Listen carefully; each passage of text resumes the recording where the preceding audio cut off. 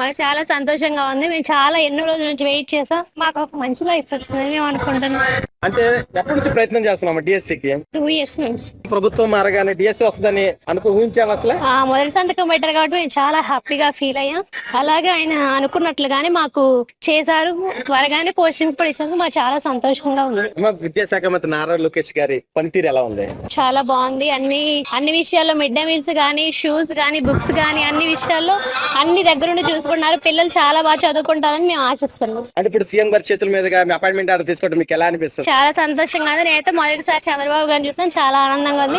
ఆయన గవర్నమెంట్ లో మేము జాబ్ చేయడం చాలా ఆనందంగా ఉంది. అంటే ఇప్పుడు గవర్నమెంట్ మీరు ఏం చెప్తాం అనుకుంటున్నారు? చాలా థ్యాంక్స్ అండి. మా కుటుంబాలు ఇంకా మా ఫ్యూచర్ మొత్తం బాగుంటది. మేము ఎకనామికల్ గా చాలా ముందుకెళ్తామని అనుకుంటున్నాం. మా పేరెంట్స్ అందరూ మాకు ఎంతో సపోర్ట్ చేశారు. ఈ విజయం వాళ్ళకి అంకితం. Thank you sir. Thank you. జీవితాంతం మిమ్మల్ని మేము గుర్తుపెట్టుకుంటాం సార్.